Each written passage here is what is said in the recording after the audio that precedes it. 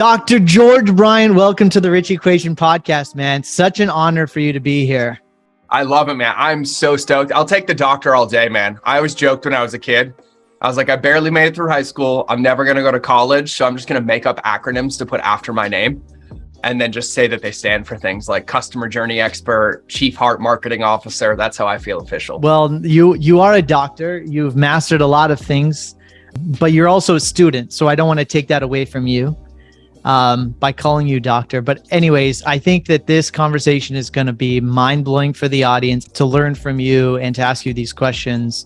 So actually, before we get started, I'd love, because the intro just quite doesn't do it justice, I'd love you to give a few minute intro to your journey here. I think that your quote unquote trauma or your experiences have really led you to making strong pivots in your life and creating strong transformation. And I think that the audience needs to understand that process, because I think a lot of people go through that, and a lot of people need to hear other people go through it and conquer through it. And so I really want to start there today. If you could give us a couple minutes in that journey, that'd be awesome.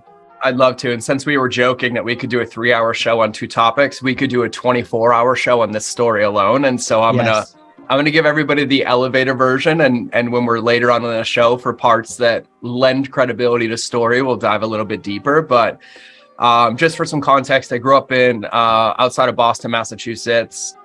Pretty broken home, drug abuse, physical abuse, sexual abuse.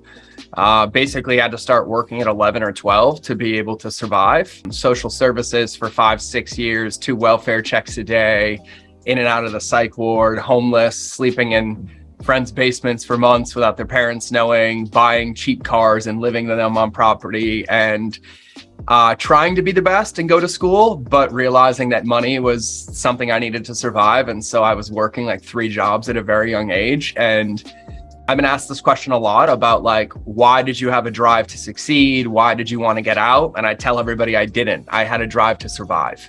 And one of the biggest things is I didn't know where I wanted to go. I didn't know what I wanted to do, but I had a pretty powerful example in front of me of what I didn't want to do. And so I did what any logical, scared, kind of insecure 17-year-old kid would do. I forged my parents' signature and I joined the United States Marine Corps. And I was like, this is the best place for me to run away. I'll prove that I'm strong and I can do it. And I was extremely overweight in high school, bullied a ton. My nose was broken 3 times by the time I was 14. My front teeth were knocked out 4 times. And when I tried to join the Marine Corps, I was like 60 pounds overweight because I was struggling with bulimia. Which started after my sexual abuse. So they very unhealthily helped me lose the weight. And then I shipped off to boot camp, this little bright-eyed, bushy-tailed, trauma-induced 17, 18-year-old kid. And I was like, great, I have a family. And they're like, your wounds make you a really good Marine. Let's train you on how to become an absolute savage. And so I ended up spending 13 years of my life on active duty. 2004, I deployed to Somalia and I almost lost both my legs. I had developed in combat what was called exercise-induced compartment syndrome. And so when I came home, they wanted to amputate my legs. And this is going to sound so crazy, and then tell me to medically separate me and come home. And I didn't have a home to go to. So I fought and I was like, no matter what you do, you're not taking my fucking legs. Nope, I'll do it all again. I'll learn it all again. But I was like more scared, not of amputating my legs, not of not being able to walk again, but going home because I didn't have anywhere to go. So I fought and fought and fought. Ended up keeping my legs, but I spent 12 months in a wheelchair, gained about 100 pounds, and I had to relearn how to walk again, how to function. I became an opiate addict at a very young age because I had a PCA pump in my spine for 6 months. So every 6 minutes, I got morphine and anything else I wanted. And, that was when my first brush with depression and suicide happened. I attempted my life in 2005 while I was on active duty. And obviously I failed, thank God, because, that's one thing I didn't want to win at. And it gave me some perspective, but I ended up making a full recovery. Still can't feel my legs from the knee down, and relearned how to walk and function, and then set my sights on proving it once again. So not only did I relearn how to walk, I went back on active duty, ended up doing an Ironman, running a marathon, tying a world record, and stayed on active duty. And then in 2009, 2010, I ended up back in Afghanistan. And of all deployments, Somalia was hell on earth and Afghanistan was my hell. I've lost a lot of Marines to suicide. I got to witness a lot of things that no human being should ever witness. And I ended up getting 7 concussions over the span of like 2 years from traumatic brain injury. And so luckily, when I was in Afghanistan, I picked up a book from an acquaintance of mine, Tim Ferriss, called The 4-Hour Body. And I read the book and I was still bulimic. And so even in my active duty career, I was in Afghanistan and I was still bulimic. I would purge in porta potties. I would find solitude. And a lot of people ask me why. And this is something I've beat and I've overcome. But when I struggled with my eating disorder and the tumultuous life that I grew up in, it was the only thing that I could quote unquote control. And even though it was self-harming, it was my soothing mechanism to binge eat with comfort and then to purge and have control. And so very high stress situations, people dying around me, it was no different than a drug addiction, except it was like this shrink my world and give me absence. And so it was something I struggled with. And in Tim's book, he talked about his 4-hour body, but he talked about a now dear friend of mine, Rob Wolf, who wrote a book called The Paleo Solution. And Rob and I are actually neighbors now, which is hilarious. And I read that book and I was like, this makes a lot of sense for me. And as somebody who struggled with food and my entire life, like on paper, I was incredible. I was a ripped Marine, 8-pack, covered in tattoos. Like I looked like the tip top of the spear. But I was self-harming basically through a lot of pain and trauma. The bulimia only worked so long. And then I actually got into physical self-harming. I used to self-abuse. I would punch myself in the face. I've broken my own ribs, and it came from feeling so out of control of my life. And so I'd lost my dad to cancer. We had made some amends based on my childhood, and it hit me like a ton of bricks, incorporated with the rest of the death that I'd witnessed. And I had to have a come to Jesus talk with myself. And it's like, well, I'm too chicken shit to take my life. No matter which way I slice it, I wasn't going straight for the jugular, but I can't sit here and pretend that I'm living, because all I'm doing is slowly dying and delaying the process. And I'm doing these self-harm behaviors and these things. And so I was like, I want to beat this, but I don't want anybody to help me. I want to do it alone. Like I've been struggling and quote unquote surviving for most of my life. And so I said, when I come home from Afghanistan, all I'm going to do is teach myself how to cook so I can eat clean. And I started eating clean and I was feeling better, right? I'd lost like 20 pounds. My performance was there. My hormones were regulated by cutting out some really crappy food. Well, it turns out I had celiac disease. So good choice to start there. And I came home. And this is how my entrepreneurial journey started. It was completely accidental. I was like, I need a place to post these recipes to hold myself accountable. And I was like, if I make a recipe and I post it and people see it, they won't know, but I'll know that I posted it, and it will hold me accountable to eating healthy food and to not purging. And I was going to use the world as my accountability partner. But I couldn't even get a Facebook account because I didn't go to college. So I had to go make a fake mail server. Luckily, I knew how to do this. And I made my own college.edu, and I made my own email address to sign up for a Facebook account so I could have a Facebook account. That's how like early I was in the game of Facebook. And all I did was every day I would make a recipe and I would post it. I'd make a recipe and I'd post it. I didn't care who read it. I didn't care what was happening. And simultaneously, the Marine Corps said, hey, we know you've been in for 12 years. You're an incredible Marine, but you are a complete liability now. You're undeployable. There's too many injuries. We're going to medically separate you. And I was like, oh, I'm like getting retired. They're like, no. You're getting separated. Like, you're not getting a retirement. You're not anything. Like, you're disposable. You're dispensable. We're done. And I was like, no when? Way.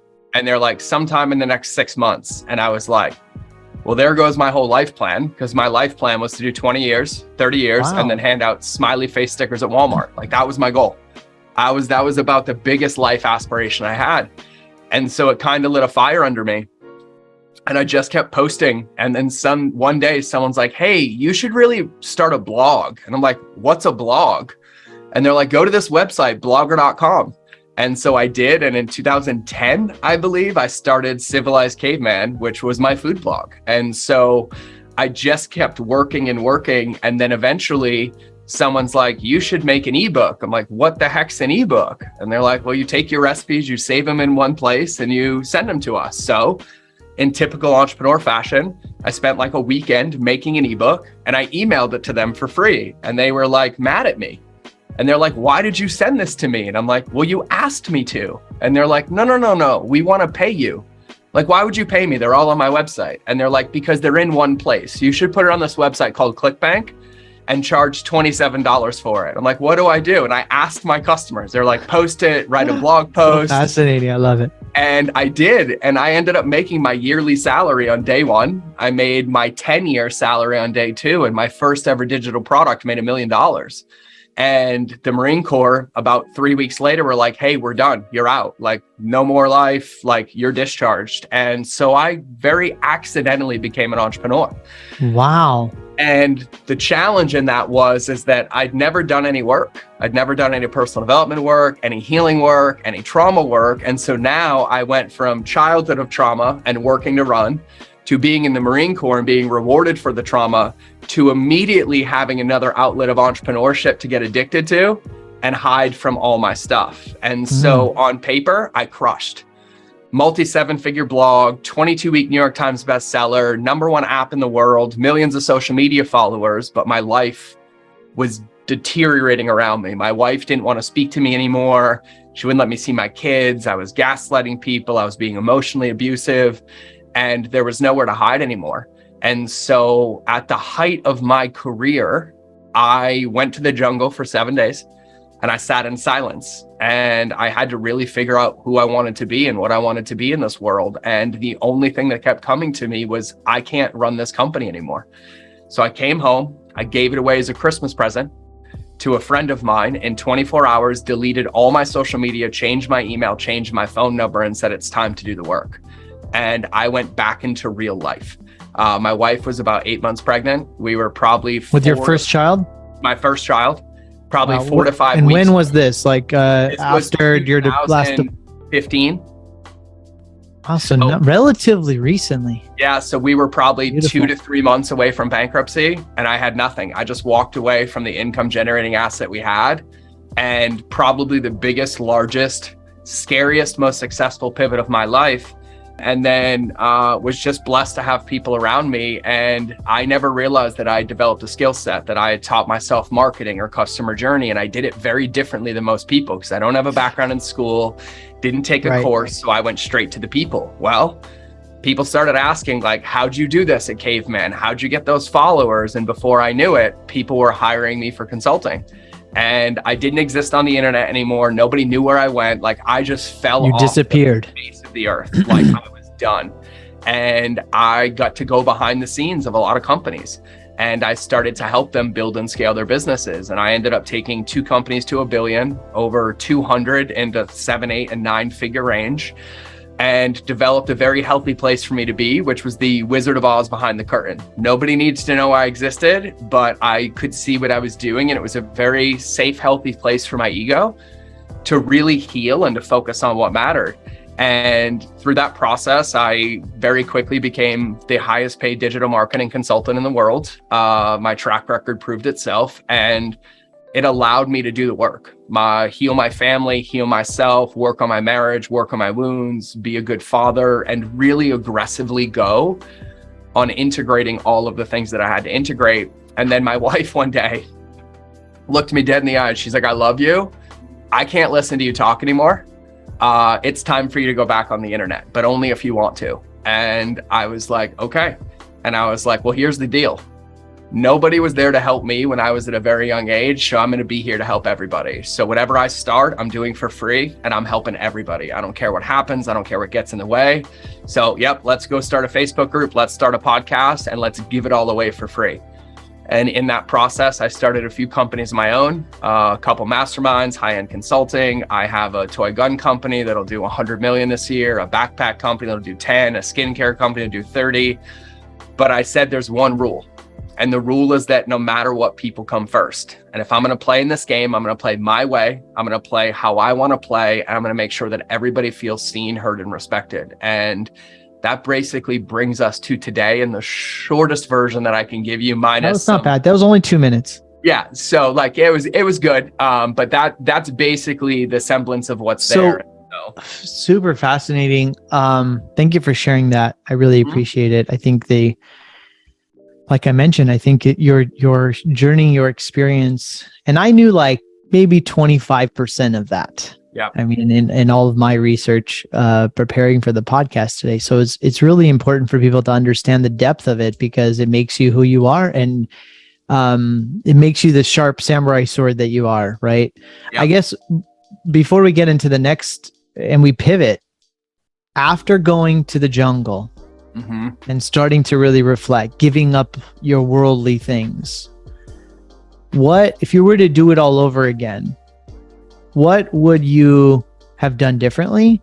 Yep. And what were some of the, you mentioned like, okay, I'm going to do this time. I'm going to give it away for free. I'm going to help people that perhaps couldn't help themselves. But I want to get a little bit more intimate if you're willing. Tell me some of the things that showed up for you in the way you showed up for yourself personally, showed up for yourself with your wife, showed up, you know, how you managed your everyday life. Yeah, this is an incredible question, and one that I actually love talking about. So when it comes to healing modalities, I've done them all. I've probably invested multiple seven figures in my own healing, right? From EMDR to cognitive behavioral therapy, cognitive processing therapy, prolonged exposure, ketamine, MDMA assisted psychotherapy, psilocybin, ayahuasca, breath work, silent, darkness, you name it. I've done all of it. And somebody asked me the other day, if you could go back and you could give yourself one piece of advice going through everything that you went through, what would you say? And I was like, well, this is what's really funny. I'd save myself probably $3 million and I'd tell myself to spend more time alone. And one of the greatest challenges that I had was that even in the course of the healing and wanting to be better, I was using them to advocate being with myself because I didn't know how to exist with myself. So everything I was doing was running. I was like, I'll do this course. I'll go to this men's I'll training. go to this event. I'll go to David Dieta event. I'll go to John Wineland event. I'll go to personal development. I'll go to Tony Robbins. I'll go to all these places that are allowing me to run from the one. Isn't that fascinating? Yep. It's like a trap. It's like a self-awareness trap. I'm going to let you continue, but just so amazing. It is. And then the dangerous part is when you live a life where you've had a lot of resistance and hurdles or roadblocks to overcome, you develop what I like to nickname as the personal development bias, where I could speak the language without doing the work. And the language was the new way to hide from that same game. And so, you know, I speak about this very intelligently and very lightly right now, but we're talking about like the darkest, most formidable years of my life. Like life, it wasn't roses and rainbows. It wasn't like my wife's like, oh, he's great. We're talking about years of sleeping separately and me spending nights in hotels and people can't standing to be around me because I was so negative and so hyper vigilant and so wired. Just wired. Like there was like programming that was running everything that I did. And I got to points where I would tell people like, I don't think I'm human. I don't think I'm capable of having human emotions. I feel like I'm destroyed permanently. I feel like there's nothing left for me. I feel like I'm more of a martyr and a hindrance than I am a positive and a benefit. And every ounce of my heart was every human I would meet. I was like, I want to help you. And I would genuinely want to help. So underlying all of that deep programming was some essence, some light of this. Yeah, there was always this like craving to connect because it was something I wanted my whole life. What I didn't realize is that I wasn't in the driver's seat of connection. I was in the passenger seat, and my insecurities and trauma and fear was what was showing up. And so people would feel great, but then I'd make comments or they'd feel like I had an ulterior motive. And it was very hard for me because there was so much dissonance because I was like, all I want to do is care about people. All I want to do is help people, but they weren't feeling that way. And it really boiled down to one simple equation. And it's because I was being an asshole to myself constantly, consistently. And there was one therapist, and this was just a free community therapist I saw at the vet center. And I was given my whole spiel, right? And I was like, I'm incapable of feeling and blah, blah, blah. And I'm not a human. She's like, well, how do you feel right now? I'm like, I don't. I feel numb. And she looked me dead in the eye and she's like, well, numb is a feeling. And it collapsed everything. And I sat there in silence for like an hour. I was crying. I was like, whoa. And it really opened up this lens that I had spent so many years adding more tools to my toolbox. Here's another screwdriver, here's another hammer, here's another level, to the point where I had like 40 of everything in the bag. But I never went to the person who was responsible for picking up the tool and using it. I just kept collecting more. And it was the integration of it all that really started to matter. And it wasn't hard, it wasn't difficult, it wasn't complex. It was actually having the courage to do the simple things, knowing that that's how I would reprogram the behaviors. And so it would be as simple as like really sitting down with my wife and being like, can you please give me feedback? And not getting defensive and not getting upset. And she's like, I feel like you're disconnected. I feel like all you care about is yourself. And knowing that she doesn't have my answers, but she's the best mirror for how I'm showing up, and taking that information and having the courage to go sit with myself and say, okay, well, this is how I want to show up in the world, but based on the actions I'm taking, this is how people are feeling. They can't tell me what to do. They can't tell me what choice to make, but they can tell me their experience. And having the true courage to sit there and be like, well, not what I wanted. What input can I change? Okay, I can be present. I can ask better questions. I can be honest about my feelings. And it allowed me to or you can't, or you won't. Or I won't, can't, right? Or I won't, right. And really what was lacking in all of it was a very deep, integrous relationship with myself. And there was so much shame that was just carried around, right? Like if my wife was like, hey, you're disconnected, I didn't take it as a roadmap to be connected.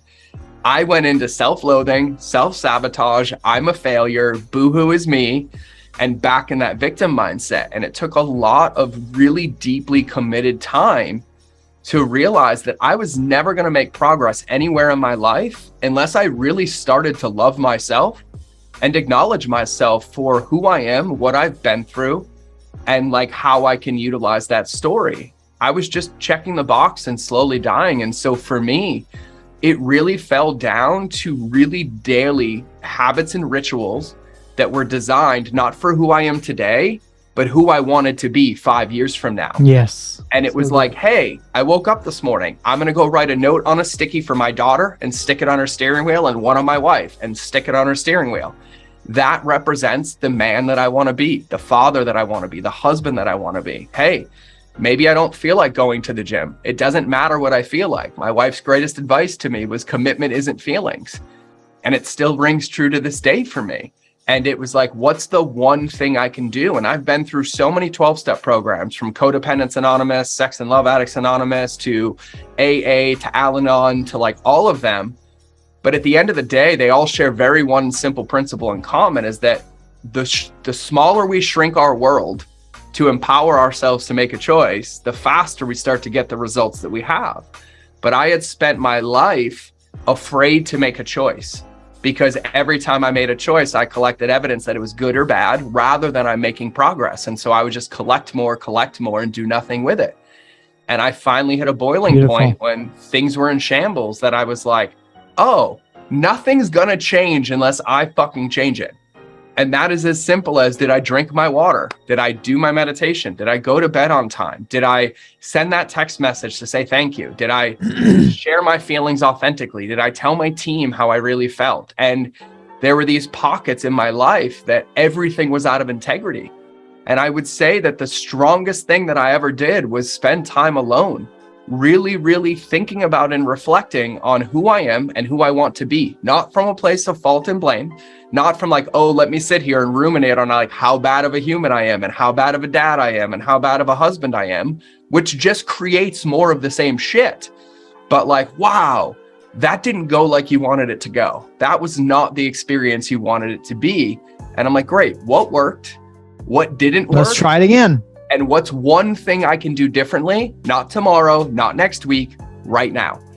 And I just started shrinking my world down as much as possible with some really deeply integrous principles of like, beautiful. I'm going to be authentic, I'm going to be honest, and I'm going to care about other people. And how do I get to show up in that? And then it just became a muscle. And it was a muscle that I never used. I was never taught growing up, like how to have empathy, how to have compassion, like how to communicate with somebody. I was so used to surviving that if you were like, how's your day? I'm like, next, right? No, like, oh, how's your day? It was just this very scripted defensive protocol to where now it's funny. Like, I'll go to the office in some of my companies and I'm like, how's your morning? They're like, great. I'm like, don't fucking lie to me. I'm like, I saw you spill your coffee this morning. I saw you stressed on the phone. Like, how do you really feel? And they're like, oh my God, thank you for asking. I feel horrible. I'm like, great. Now we're getting somewhere. Me too. Right? Me too. And it allowed me to start to practice this deep level of integrity everywhere in my life. And it's the little things, like as a dude, and I joke about this all the time. Dudes, no matter how you slice it, have horrible aim. And when you pee in a toilet, if you don't put the toilet seat up, you're gonna get pee on the toilet seat. You do it every time. And the amount of times that I was willing to do it and be like, oh, someone else will clean it up. And I'm like, no, that's out of integrity. Clean it up. Interesting. Or, you throw something across the room and you're like, oh, I'll get it in the trash can. And you miss and you're like, oh, I'll pick it up later. No, get your ass off the couch and go pick it up and be in integrity. There's no point in leaving it on the floor.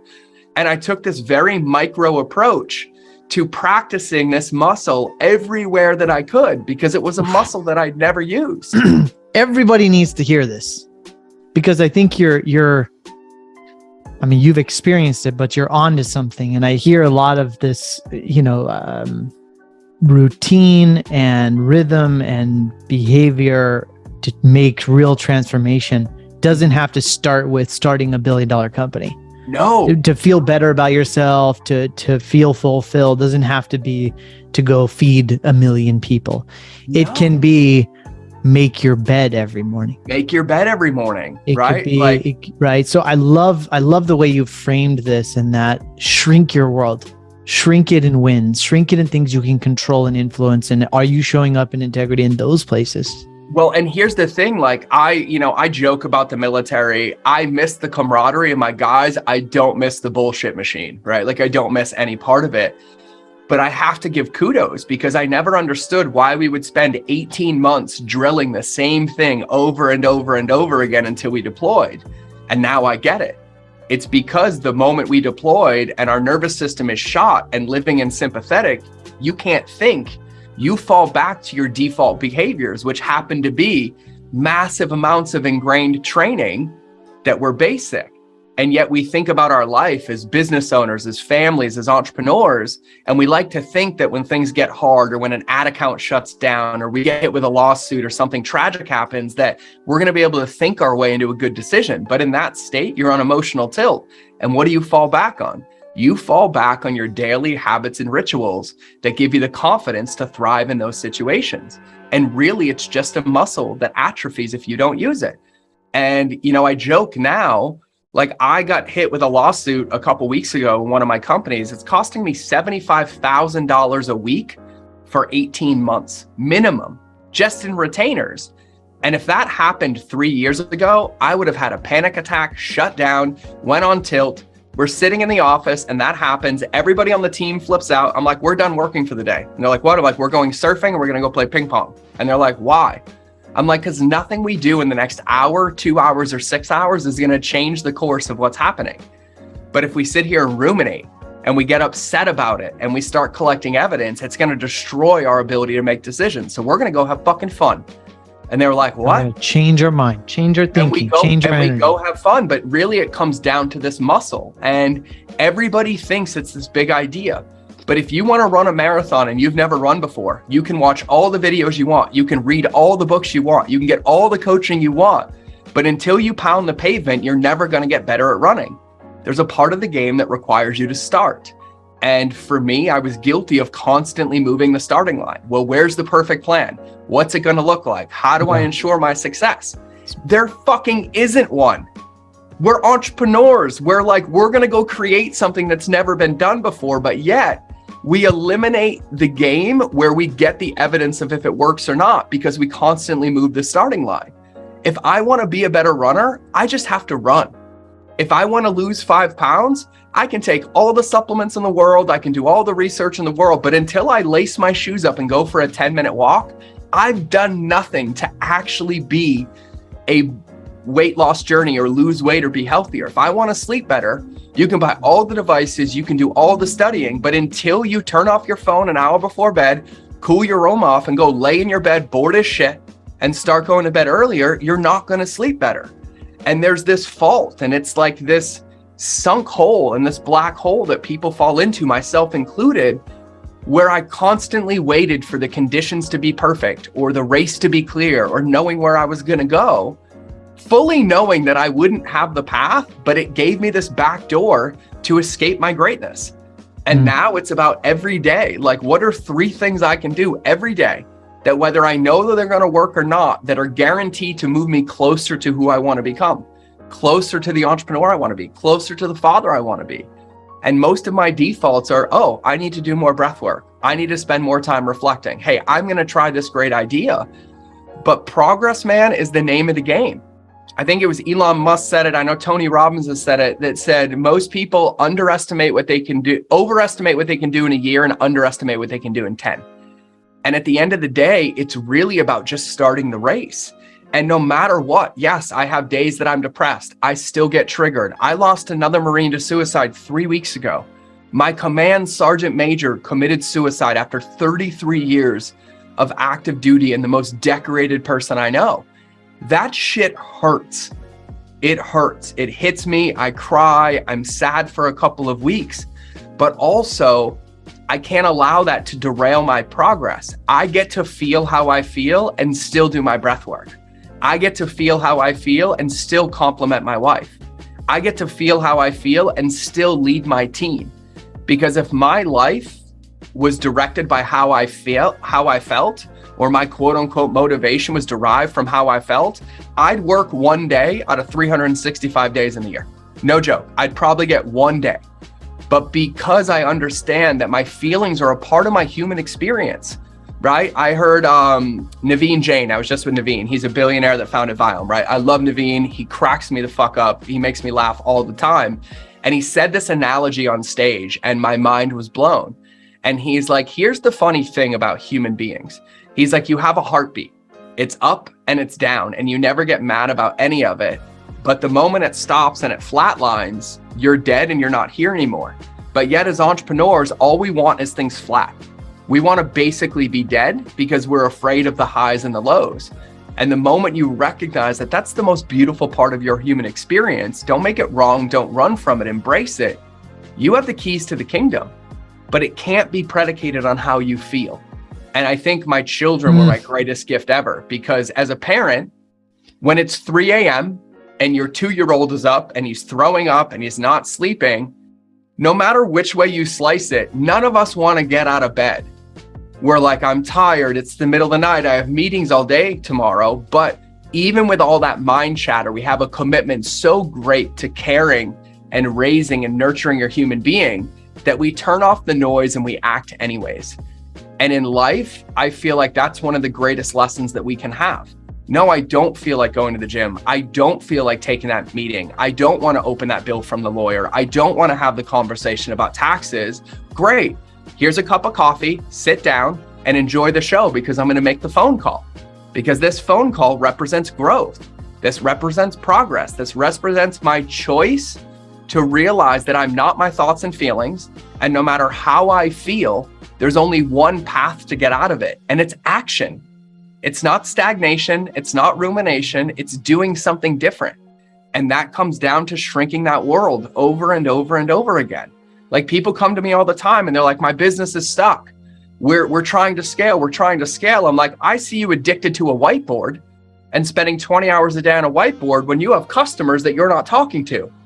And they're like, oh. And I'm like, yeah, pick up the phone and call a customer. Ask them what they need, what you can do better. And they're like, holy shit. And I'm like, right? It's really about shrinking that world and making one choice over and over and over again. And you hear this in 12 steps. You hear this in recovery. You hear this in entrepreneurship. You hear this with athletes. I don't care what my workout is 8 days from now if I haven't done the one today. My job is to do the one today, and then I can earn the right to think about the next one. But these principles apply across the board.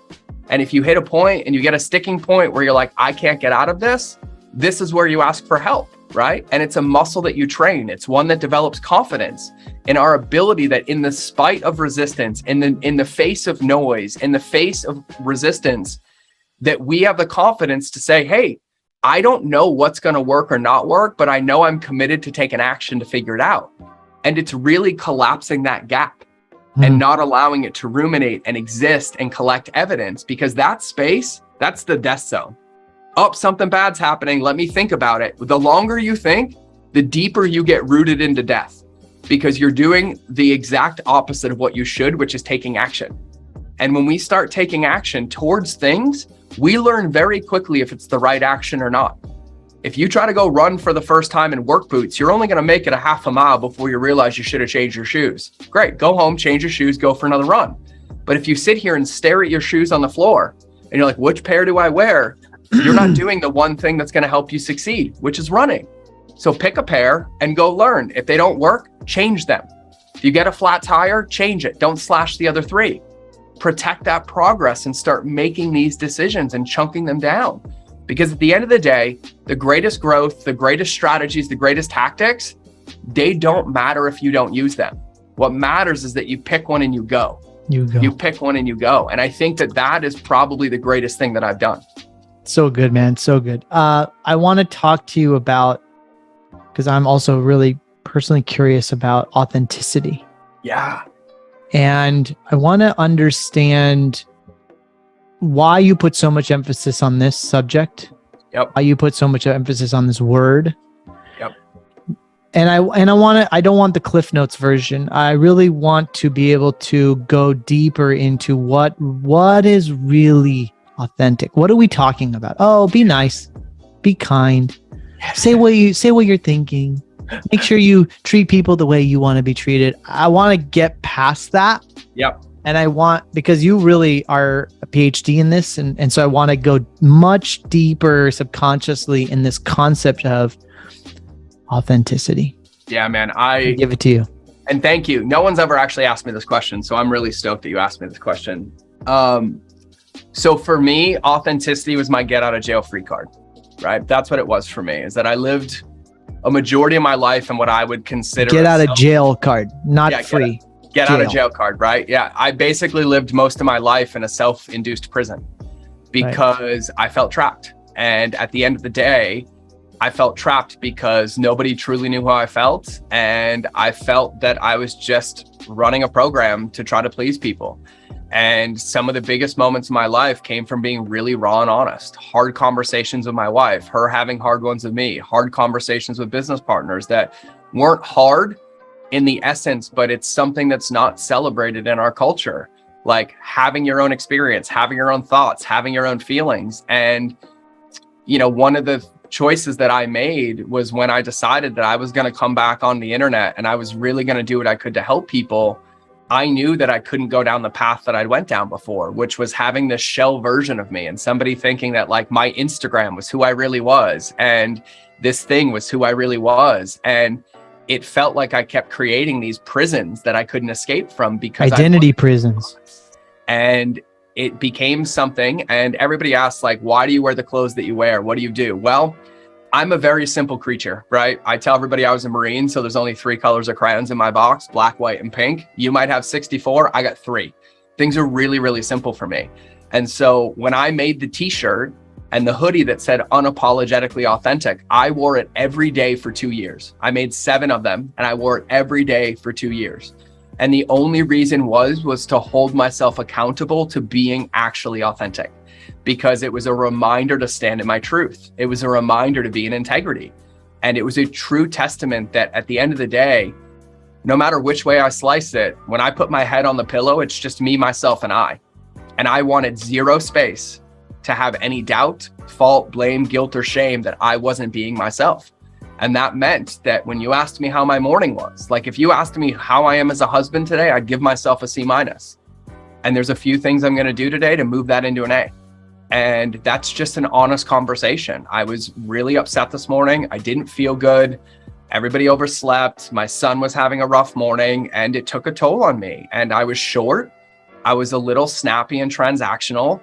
And I'm not proud of that. And at the end of the day, beating myself up doesn't change that. So I called my wife and I apologized. And I said, I realized I was being this way this morning and I'm sorry and I love you. And it was about being really authentic in that moment, which is my true path to freedom. it just so happens that when I started really living this philosophy, and part of this philosophy is that it can do no harm. Like, my authenticity is mine. It's not being like, oh, well, you said this. Or, no. He was being too authentic. It's mine, right? It's mine. It's my own experience. And part of that is doing no harm. Just because I feel a certain way about how somebody else shows up in the world doesn't mean that that's true. I don't have fair right to be like, well, I didn't like how you said that, you asshole. Like, no, it's my experience. And I can say, wow, when you said that, it really triggered me. And I have some work to do to recognize where that came from, right? And there's this level of ownership that's required to be there. It just so happens that when I really started living in my truth, I felt free. I didn't feel bonded by my story. I didn't feel like a victim to the life that I'd lived. I felt truly empowered that my value was who I was today, not who I was in the past or who I'm going to be in the future. And it just so happened that when I started taking this essence into my everyday life, which was business, everything got easier. More millions of dollars came, more companies came, more keynotes came, because it wasn't that I was trying to be somebody else. I was just being myself. Like, all my cards were on the table. And at the end of the day, when you subtract entrepreneurship and products and services and anything, on the other side of everything we do are human beings. And at the end of the day, from a biological function, human beings just want to feel seen, heard, respected, and loved. And in order for me to see somebody, I need to see myself. And the only way to see myself and feel seen, heard, respected, and loved is to be honest about how I feel and how I show up and how I want to do things. And when I truly embody that, everything around me got easy, including marketing, including business, including negotiations, including everything that you can imagine, because there's no ulterior motive. Like, if you want to know how I feel, ask. Most of the time, you're going to know anyways. Everything is on solid ground. There's no hollow ground here. And it's so funny because when you take these same human principles and you apply them into business, the world is your oyster, because you're not running a business, you're connecting with humans that also want to be in community, which requires a level of honesty and authenticity to not feel like, what's their agenda? What are they thinking? And I do this with my friends all the time. Like, the other day, I texted one of my good buddies. I'm like, hey, man, we haven't talked in a month. I've been thinking about you, and they're not good thoughts. I'm making up you don't like me, that you're mad at me. And I know all of it's bullshit and none of it's true, but I just had to tell you because I've been thinking about it. And they're like, dude, I've been thinking the same thing. Oh my God, we should get together for coffee. And our ability to be authentic and honest is what leads the world to a deeper level. It's what pulls people or calls people to this deeper level of relationship, of integrity, of self. And it's something that I just will never get rid of because it feels like true freedom. Well, in my head, and I want to try to pivot to this, maybe take a 90-degree into customer journey, because I'm super fascinated about customer journey in my own business. Yep. And we spend a lot of time on this, and you've made this a big talking point for yourself, and you spend a lot of time talking about this in businesses and your consulting and all of that. But I guess in my head, I'm tying authenticity to the story of customer journey. Yep. In how can we create authenticity in ourselves first? Yep. Am I showing up true to myself? Am I being honest with myself? Am I lying to myself? Am I, codependent on something that's external, that is allowing, creating the behaviors, whatever. And then you start to go in the outer centers or the circles, right? So am I doing that with my family? Am I doing that with my kids? Am I doing that with my partner? Am I doing that with my partners? Am I doing it with my employees? Am I doing it with my customers? So like, I guess I'm kind of creating that framework for, if that makes any sense. So I'd love you to maybe tie these two things together and how you see that, how you experience that with customer journey and designing a customer journey for, an optimal execution. Yeah, I love this question. And you nailed it on the head, right? Like, one of the things that I'm famously known for saying is that nobody has a marketing problem. Everybody has a relationship problem. Yeah. With themselves, their team, and their customers, but informed in that order, right? And for me, authenticity is a guaranteed path to living in freedom every single day, right? But yet in the world of like business and corporations and scaling, it's the one thing where everybody focuses on like, well, how should we say this so they feel this? And what should we do so they think this? And I'm like, you shouldn't. That's called manipulation at scale. It's a fucking lie. I was like, what do you really want to say? And they're like, I just want to tell them I care about them. I'm like, great, send that email. And they're like, what? That's it? I'm like, that's it. At the end of the day, authenticity is the fastest path to guaranteed success. And the reason being is that I have no control over what happens outside of my world. I can send 20 emails and I have no control over what ripple comes from those emails. And so I can't measure myself against the results. I can only measure myself against the integrity of my input. And for me, I think the most dangerous game for an entrepreneur is being in their head. And the hardest times of my life as a human and as an entrepreneur was when I was in those pockets of silence with myself and I couldn't stand the man that I was. And all of that came down to being out of integrity and inauthentic. And so even if it's not the best marketing strategy or it's the hockey stick approach, it really is the truth path to freedom and protecting what you care about and your mission and your vision. And so when it comes to customer journey, I watch people disrespect their customers all the time. They try to manage them. They try to wrangle them. They try to manipulate them or shift them. And the reason I live in permission-based marketing is that I can't control you. I can't make you take out your credit card. I can't make you do anything. And the moment I do, I'm just creating a codependent relationship and expecting some positive result. But I can be honest. I can be open, I can be transparent, and I can invite you into different possibilities as a teammate. And that's where the rubber really meets the road. So good. And that's the most powerful part about it. Like, you know, I have people that listen to my podcast and I'm really proud of my podcast. Like, I give away everything that people then go pay me 7 figures for. And they're like, are you really? I'm like, yeah, you have a problem with it? They're like, no, you're fine. I'm like, oh, okay, cool. I was like, because I'm doing it for you and I'm teaching them how to do it for themselves. There's a big difference. The information's the same though, and that's what feels the best to me.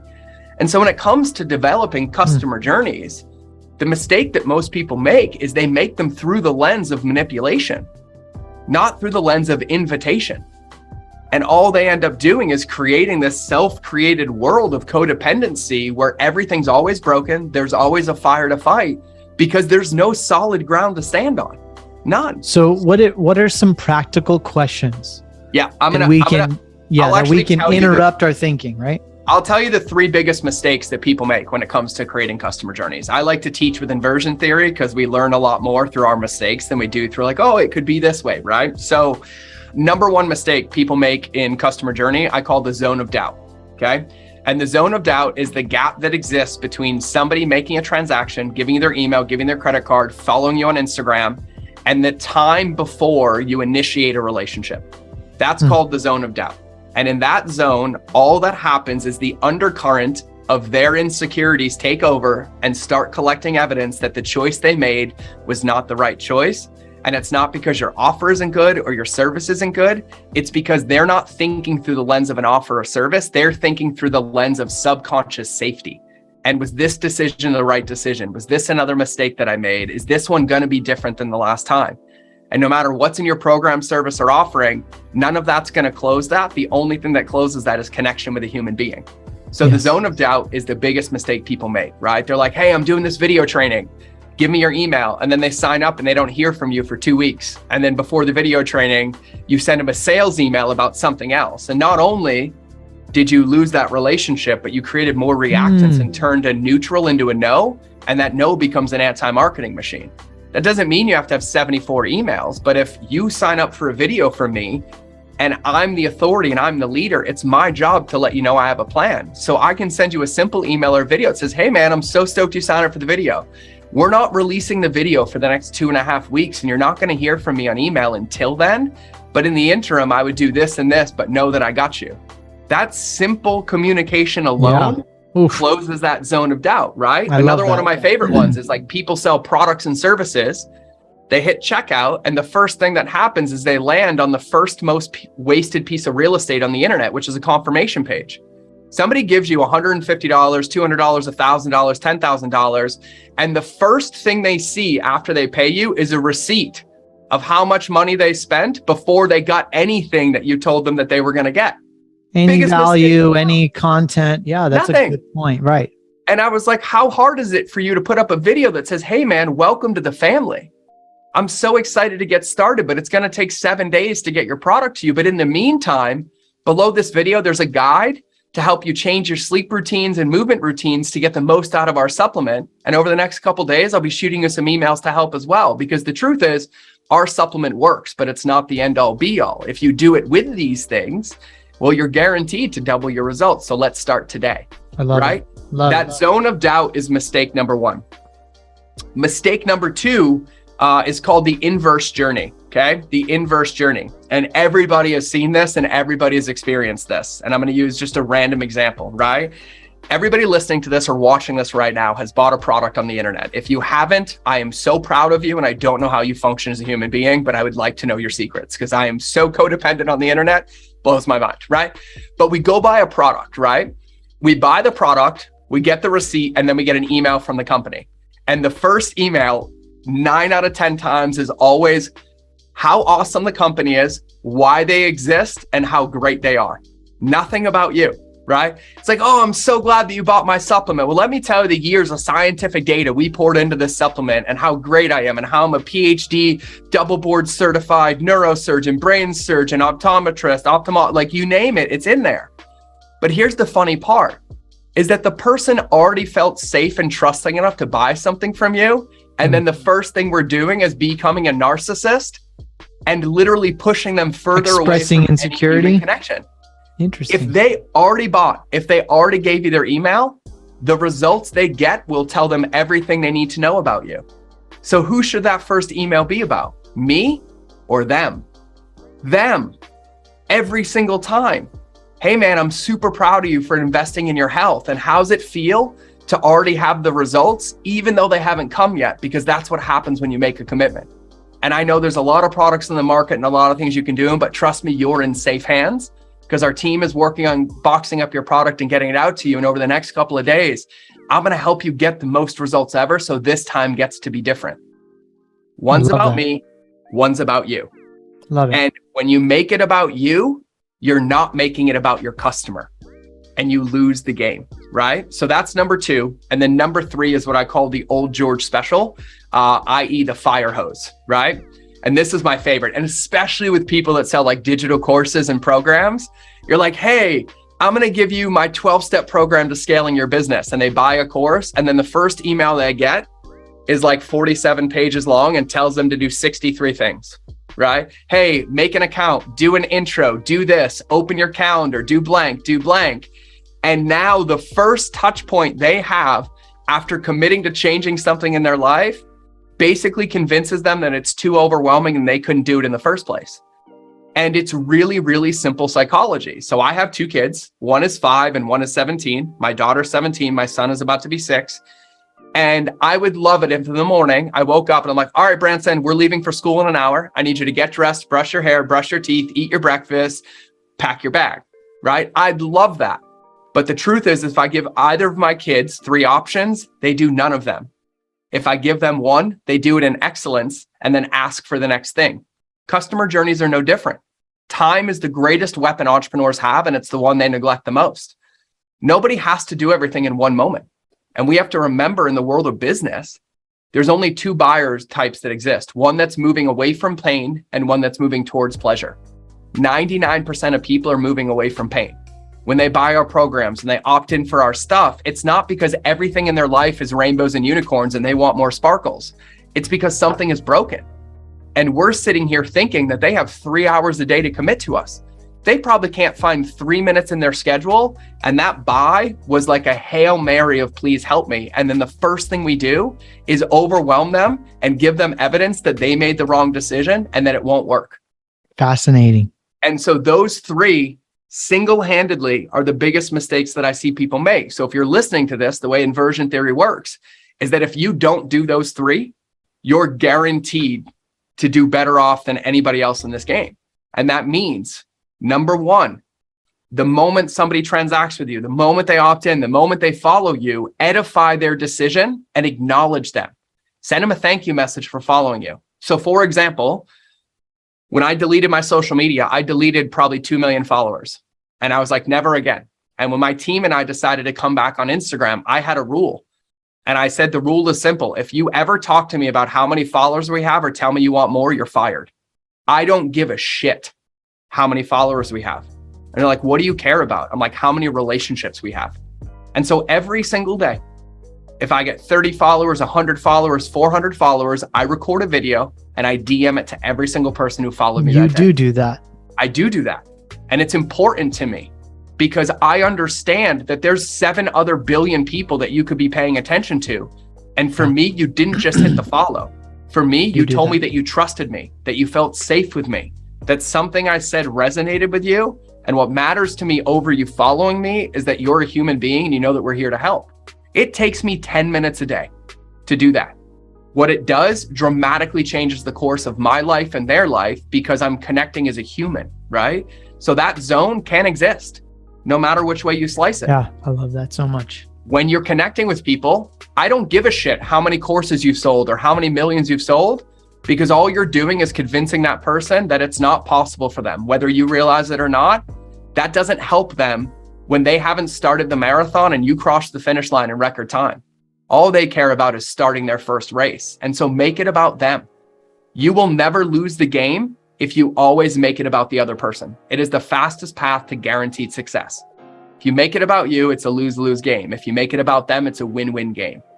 And my mind is spinning every single time. And then number 3 is that treat everybody in a journey and give them the minimum viable effort for the maximum viable result. And chunk it down to make it easy. Because things that are easy to commit to. The more they commit and accomplish, the more confident they feel. The more confident they feel, the more they're going to apply what you teach them. The more that they apply what you teach them, the faster they're going to get results. But it's our job as the leader. It's our job as the entrepreneur to understand and have empathy and compassion for the journey that somebody's taken. And a lot of entrepreneurs fall victim to this, and they think that because they've made it, all of their customers are where they are. The truth is they're a year behind you. And it's not their job to catch up to you. It's your job to go back to them and help them get to where you are. And so when it comes to customer journey, here's my simple equation. I ask myself very few questions. Number 1, would I be okay if my family went through this? Number 2, would they get a result? And number 3, how would they feel going through this? And if I don't answer those questions in integrity, I don't launch it. I don't build it. I'm like, what would my wife think if she read this email? How would my daughter respond to this email? Would I ever send this hard sell, you're a bad human if you don't invest in my program email to my daughter? No, fuck off. Of course I wouldn't. So why would I send it to somebody else's daughter? Why would I send it to somebody else's wife? I wouldn't. And so I don't. And so I prioritize humanity over absolutely everything that I do. And you want to know what's magical? I build billion-dollar companies because there's this magic thing that when you care about fucking people and it people blows up, they go to war for you. You can't teach that. You can't manipulate that. You can't enroll people into that, but it is the most simple, basic strategy that exists. And it's not a marketing tactic. It's a relationship strategy to being a decent human being. And we lose sight of that in the lens of business, while also bitching at the same people that are paying our bills and keeping our lights on. And we treat them like they're dispensable. What do you think is the trap? Why do you think people stay there, are stuck there? Because unfortunately, in the world that we live in, attention is the number 1 traded commodity of our lifetime. And everybody falls victim. 99% of the things that are taught are basically nothing different than low-end prostitution, transactional in nature, because people forget what it's like to be a human. But I say this to people all the time. And I'm like, hey, did you read that email you sent? You're like, yeah, I wrote it. I'm like, cool. So I want you to envision this. You sent it to 1,000 people and you felt comfortable sending it. And they're like, yeah. I'm like, awesome. So here's the deal. All 1,000 of those people, I'm going to put it in an auditorium.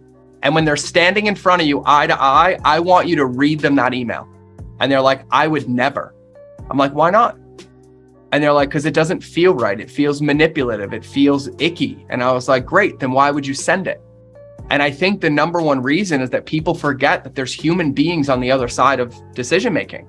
And when was the last time you took out your credit card and you're like, I feel so unsafe, so unseen, and so uncertain, so here's my credit card? Never. Never. But yet we treat people that way and expect them to make a positive decision and then turn around and give us a testimonial or get a result or share our shit for free. And they can't, because they're missing the basic foundation that's required, which is a human connection. Somebody needs to feel seen, heard, and respected. I think it's such a nuance, but so powerful, like such a trap. It is a trap.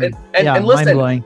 We fall into it. I fall into it. Don't think. Sure. Yeah. I mean, you have to be really intentional what you're talking about. You have to be intentional, because I scale many companies. I've built many, and we get going and going and going. And sometimes I'm like, wait. And they're like, oh shit, back to the drawing board. And it's not changing what we're doing. It's adding that intention back in and just asking ourselves one simple thing. How do people feel on the other side of this? Not what are they doing? Did they buy or not buy? Go deeper. How do they feel? That's a good question. And a lot of people are afraid of that answer. But the truth for me is that the faster you tell me you feel like shit, the faster I have the information I need to make you feel better. Or that I don't care. It doesn't matter how they feel, or they don't feel. It's irrelevant. It's transactional. Fascinating. Of course it is, right? And so like, this is a part of the game. You can understand. And the reason I said this, and this is to allude to what I said earlier, nobody has a marketing problem. Everybody has a relationship problem. A lot of people fall into this trap because their default mode network or their default operating system is scarcity and transaction with themselves. Yep. People disrespect themselves on a daily basis. How many times do we lie to ourselves every day? Oh, I'm going to go to the gym. Don't say it if you ain't going to go. Because if the first thing you do in the morning is break your integrous bond with yourself, everything for the rest of the day is going to be broken integrity. It's gone. Yep. And you can't create a positive result. Right? And so it starts with us, but then it goes to our team. And the amount of people that I coach, 10 million, 20 million, 30 million a year, and they're like, my business isn't scaling, we're stuck. And all I do is schedule one Zoom call with them and their entire team. And I tell them how I feel, and I create a safe space, and they tell me how they authentically feel. Somehow magically 60 days later, their business doubles. Not because of a strategy and tactic, because of the foundational principles of humanity. Yeah. That's why relationships beat algorithms, because they're the most powerful tool that you have, and they're the one that's neglected the most. Relationships are a performance enhancing drug that you cannot get piss tested for, but they guarantee to work. And you invest in people for people, not in their skill set, and they'll figure out any skill set and bleed for you to make it happen, but only if there's a relationship and your customers are no different. So you have to play the game with yourself. Then you have to create that same game for your team. And then the two of you create it together for your customers, and you're untouchable. Absolutely untouchable. You are, I'm really fascinated about this when I meet people like you. You're such a powerhouse. You're sharp. You have so much energy. You're so aware. You're trying to do incredible things in the world. I want to know your routine. I want to know what's working, what's not working. Tell me your morning routine, your evening routine. I'll break it down for people so that they can hack it. Yeah. Ready to have your mind blown with simplicity. Yeah. And you know what? I love that. Like, this is the game. So I'm going to give some context for this. Okay. So when I was with that shaman, the first time, I went to that shaman and I was like, tell me what to do. Just like I would go to my wife. And I was like, tell me what to do. Right. I wanted everybody to give me the do list because I'm a man, right? The masculine loves checking boxes, right? Tell me what to do. Tell me how to do it. Tell me where to boom. And he challenged me. He wouldn't give me an answer. And he's like, I can't tell you what to do and blah, blah, blah. And then I was like, well, what's my purpose? And he's like, well, that's your problem. You don't have one. And that was a really deep, profound moment. And so he told me to go sit with a pen and paper until I found an answer of what my purpose is. And I didn't have one. I didn't have a guiding light. I didn't have a guiding principle. I had no clue because my entire life was survival. Well, after 3 days in silence, I wrote one statement on a piece of paper. And the statement was to stand with structure in the face of resistance to create possibility. That's all that came out of me. I didn't even know what it meant at the time, but that's what like flowed out of me. The reason my branding is a lighthouse is because that's the definition of a lighthouse. To stand with structure in the face of storms, weathers, to keep your light on, to create possibility for people to make it home. That's why my branding is a lighthouse. But one of the reasons I struggled for so long is because I was afraid to dream, and I was afraid to think about who I wanted to be and what impact or legacy I wanted to make. And so you can have a morning routine all you want, you can have habits and rituals all you want, but if all you're doing is checking boxes to say that I met the mile marker, it's still a lose-lose game. Because if your day, if your habits, if your rituals aren't aligned to something greater than you or greater than yourself, you're guaranteed to lose. It's just another trap in addiction to entrepreneurship. And it's the most important part, right? And so how do I weigh my success? I don't care how much money's in my bank account, and my bank account balance is never gonna be on my fucking headstone. So I don't care, okay? This is the simple question I ask myself. I've heard people say like, well, I want 1,000 people to show up at my funeral. Quite frankly, I don't want anybody to show up at my funeral because I don't want you to mourn my death. I want you to celebrate my life. And for me, I weigh my success by when I die, how many people will support my family until the day they die. That's it. That's what I ask myself every single night. Like when my head goes on the pillow, I'm like, did I add value to somebody's life today? So that if I die in a car accident on the way home tomorrow, that person and everybody else will be there for my family with no questions asked. Like, did I give that much? And that's how I weigh my success every single day. And there's days where it's one thing. It's just one text message. It's one, I'm thinking about you. It's one, hey man, I saw you doing this. Try this. It's just one fucking thing every single day. The barista at the coffee shop, the person checking out my groceries, the homeless person who asked me for money, and I might not give him money, but I can give him 20 minutes of a conversation and humanize him. There's a lot of areas in my life, and that's how I measure my success. So my routine is predicated on me fulfilling that mission, to where that everybody who comes into my world, no matter what, feels seen, heard, respected, and loved, whether they give me a credit card or not. That's how I measure my success every day. So my routine comes from that. I love that. And so my routine is broken up into 4 different buckets. I have the mind bucket, the body bucket, the being bucket, and the business bucket, okay? And in true fashion, I realized that the number one neglected relationship is the one we're guaranteed to spend the rest of our life with. It's just me, myself, and I, okay?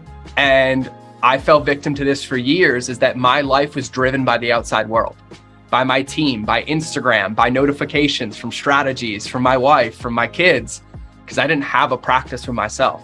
So every morning I wake up 10 to 15 minutes before my family, and I have a boredom practice. I call this light on. That is me turning my light on for the day and determining who I want to be. All I do is sit there. No music, no notepad, no nothing. I look at the deer in my backyard, the elk, the bear that walks through the yard. I look at nature. I just sit and exist. I sit in a chair for 15 minutes and I practice fucking boredom. And the whole point is just to be. Not to do, not to remember. I can't write anything down. I just be. The moment I am done with that, I open my journal and I write one statement. And all I write is 3 words to describe the man that I want to be today. This morning, it was, I'm a loving, passionate, and trusting man. That was what I wrote. That's who I get to be today.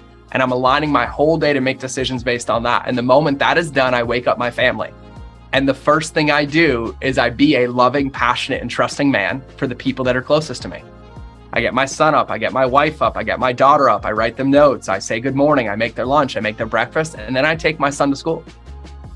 And on that drive, I'm filling his bucket. We're playing songs in the car, but I'm being that person I want to be. And then when I get to the office at 9, I have an hour every day for me. And in that, I write down my 3 biggest needle movers for the day, which came from the night before. So when I end my office every day, I have one sticky note on my desk. And I ask myself before I leave, what are the 3 most important things I can do tomorrow that need to stay on the sticky note so I don't bring them home? And then it gets pinned right to my laptop. And when I get to the office, I have to earn the right to be distracted and interface with the outside world. So I come to my office, I do somewhere between 1 to 5 minutes of breath or meditation or my brain tap or my happy or my red light therapy. I pick whatever feels good to me. And then I hit that list. And then I earn the right to go into the world because I've protected everything that matters to me first. And so then when I'm done, then I go to my team. And in the time that's left, I go respond to my team messages. I call them, I jump on Zoom, I fill their bucket, I make sure that they're good.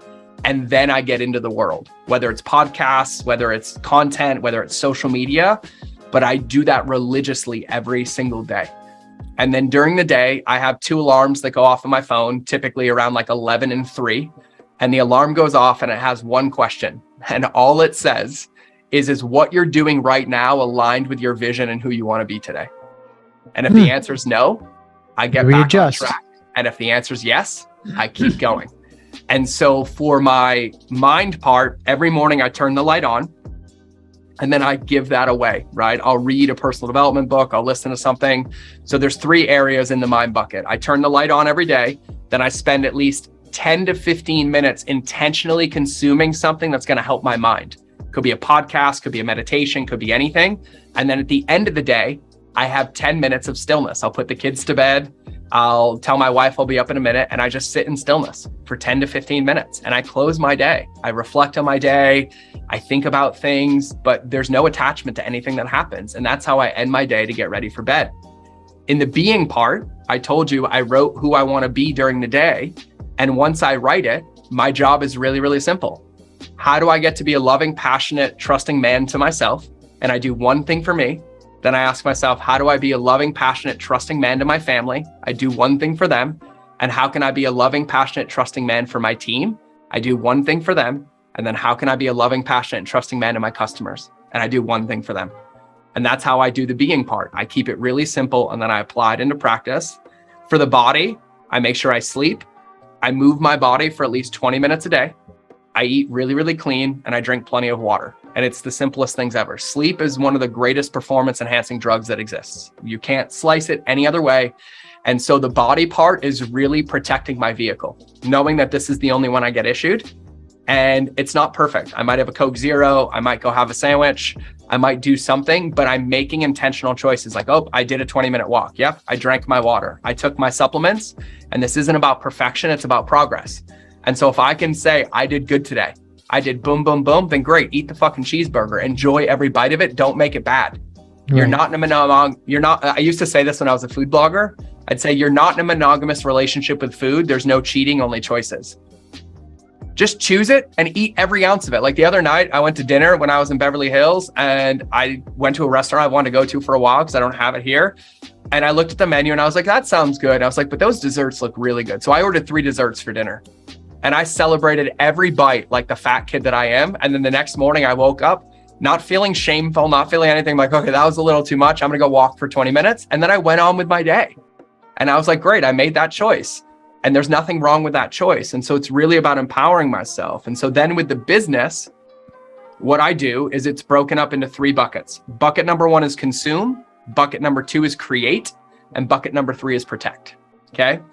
So in order of consumption, protect is my containers. So those needle movers that I talked about, I protect those, which means those come first over everything else. You can send me 911 messages, emails, Slack. I don't see them because I don't have notifications on. The only ones I see are text messages, and the only people that are allowed to text me are my team if like something gravid happens. Other than that, nothing bad, right? And so I earn the right to then interface. So in order of priority, I protect my needle movers. Once I'm done, I create.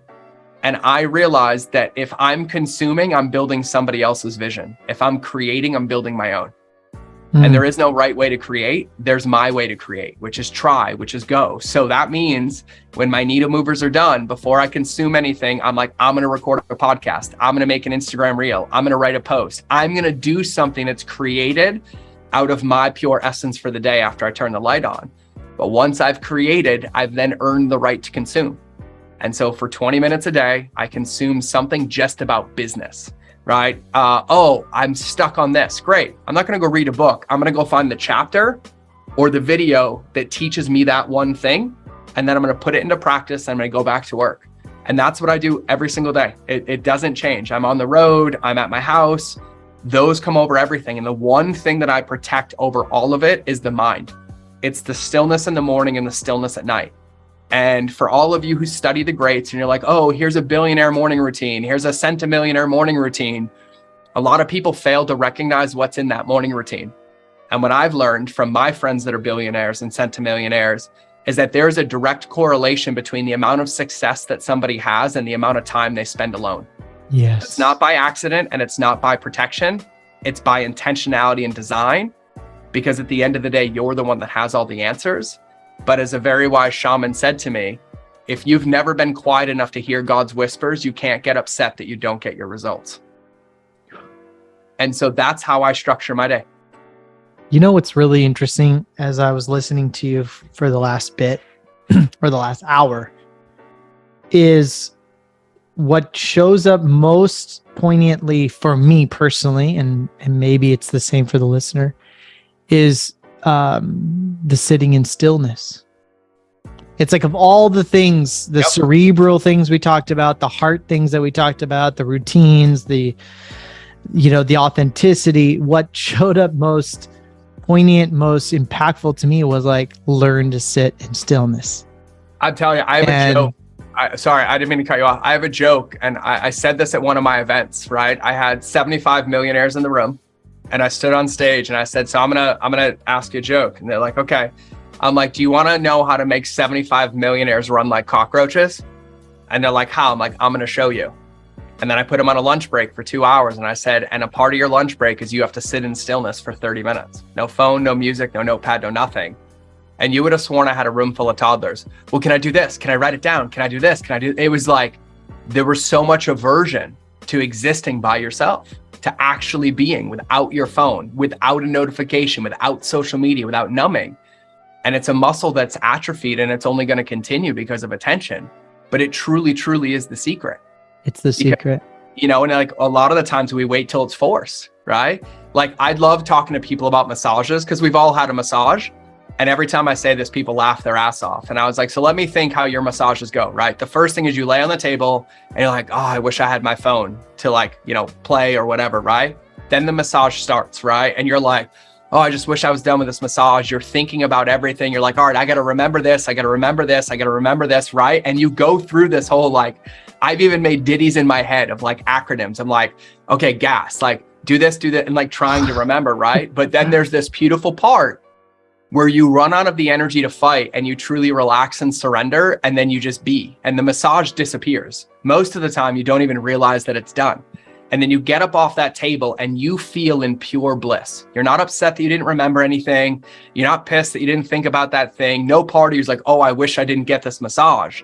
But you're truly being and being relaxed. And anything that you actually needed to remember immediately pops back into your head because you're present and you're not ruminating.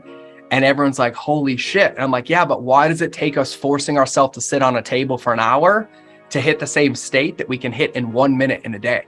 That state that we all love, like just pure presence, pure intuition, pure like relief and relaxation. And it's a muscle. And it's a muscle that we don't flex. And then we get upset that it doesn't work. But here's the news flash. My buddy Alex Sharfin says this all the time.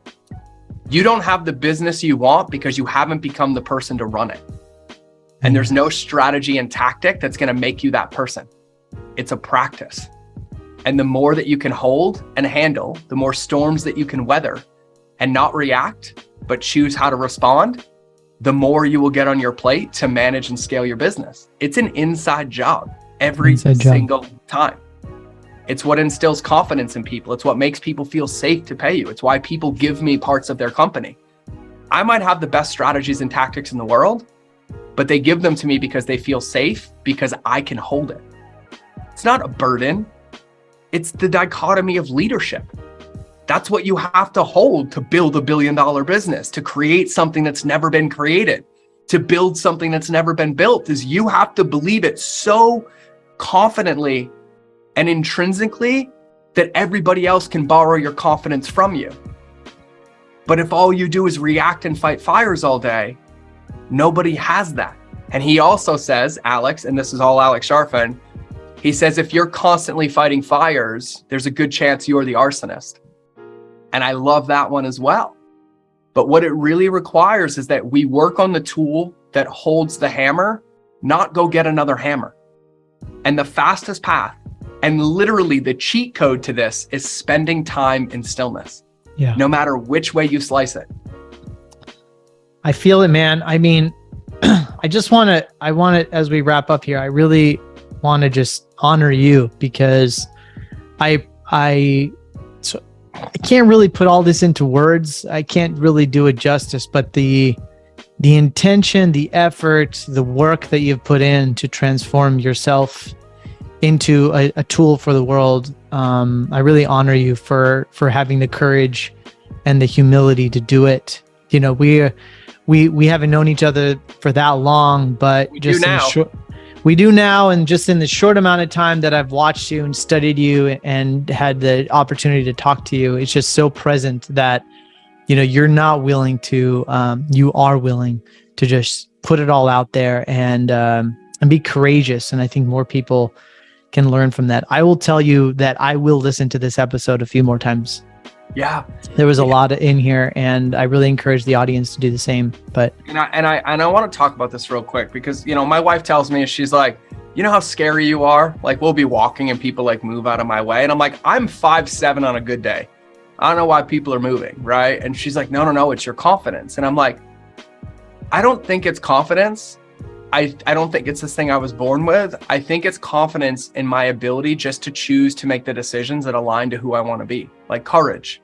Yeah, Courage is not this thing that like you're born with. For me, courage is just simply choosing to do the thing and doing it with the best intention that's going to give you the best chance of success. And it's something that comes with time.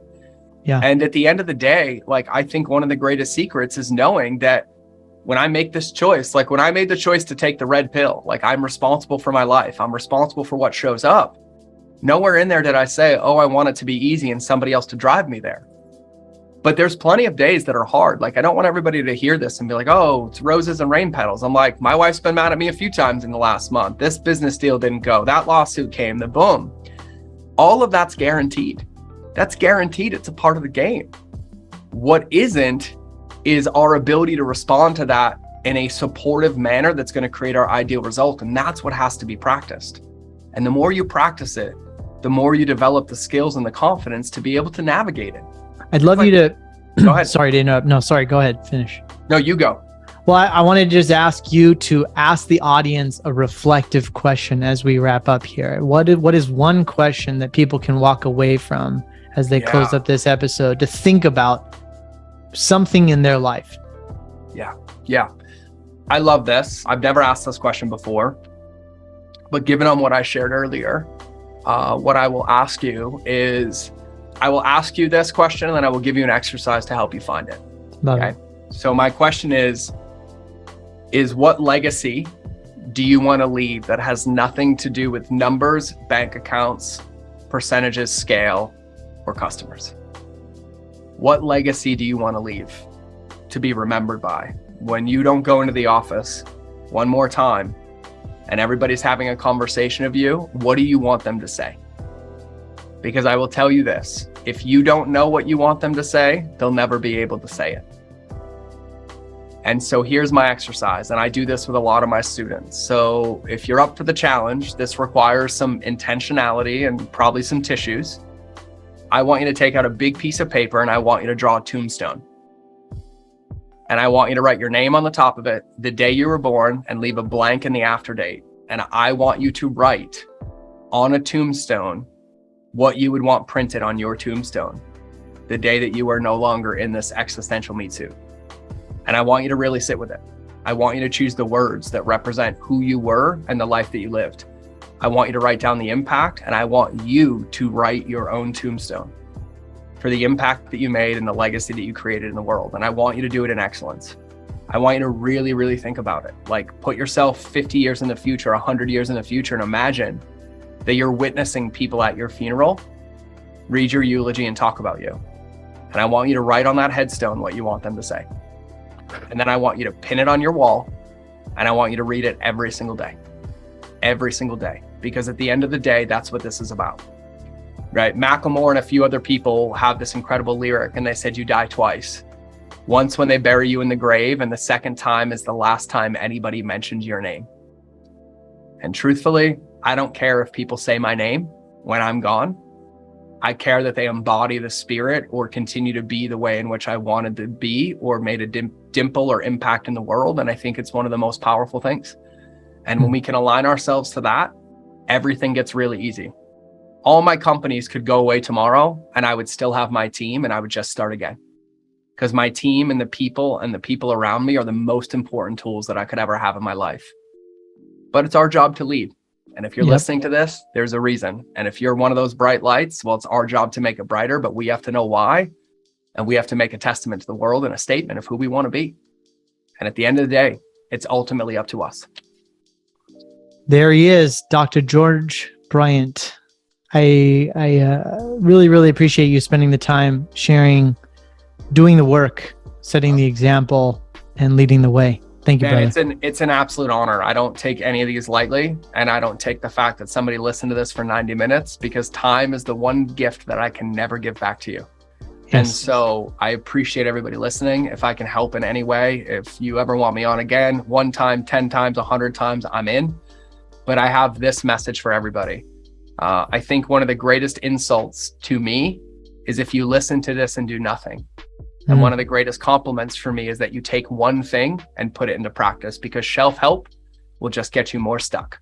And so let this be the one message, one text, one practice, one habit, one ritual, and give it the time to work.